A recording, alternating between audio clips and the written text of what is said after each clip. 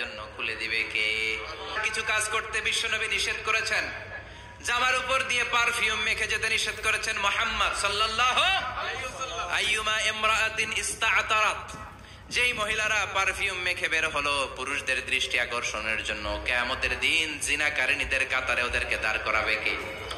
অনেক মহিলারা আছে ঝাঁঝালো পারফিউম দেয়, আছে না? টেম্পুর মধ্যে বসাই যায় না, না? সিএনজিতে বসছেন, এদিকে বসছে খালাম্মায়, হায় হায় পুরা সিএনজি আমোদ করে ফেলাইছে, এত ঘ্রাণ, ঝাঁঝালো গন্ধ। জানিয়া নিষেধ করেছেন। পরচুলা লাগাতে নিষেধ করেছেন। পরচুলা চিনেন? আলগা চুল, এই আলগা চুল লাগানো নিষেধ। পুরুষদের জন্য নিষেধ, নারীদের জন্য নিষেধ। অনেক ছেলেদের টাক মাথা আলগা চুল লাগায়, আছে না নাই? আবার অনেক নারীরা পরচুলা লাগায়।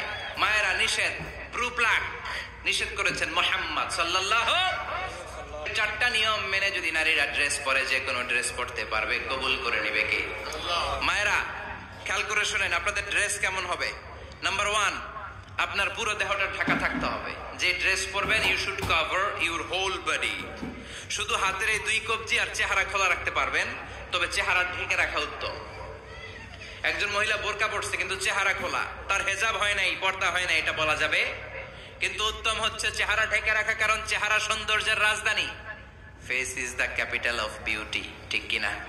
চেহারা দেখলাম তো সব বোঝা গেল, ঠিক কিনা? কেমন মাধুর্যতা আছে, দেখতে কেমন সুন্দরী কিনা সব বোঝা যায়।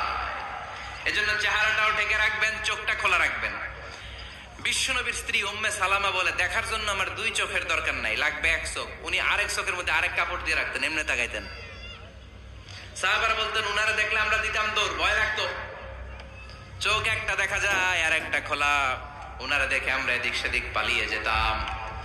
আবার অনেক মহিলারা পা ঢাকে না, পা কিন্তু পর্দার অন্তর্ভুক্ত। সব সময় মেয়েরা পা মোজা পরে বেরোতে হবে, পা দেখানো যাবে না। হাদিসে এসেছে শুধু হাত এতটুকু, পা কিন্তু পর্দার অন্তর্ভুক্ত। উম্মে সালামা বললেন, ইয়া রাসূলুল্লাহ, আমরা তো হাঁটতে গেলে অনেক সময় পা দেখা যায়। বিষ্ণু বললেন, তাই? তাহলে 1 বিঘত নিচ দিয়ে কাপড় বাড়াও। উম্মে সালামা বললেন, জোরে হাঁটলে তো তারপরও দেখা যাবে। বিষ্ণু বললেন, 1 হাত বাড়াও।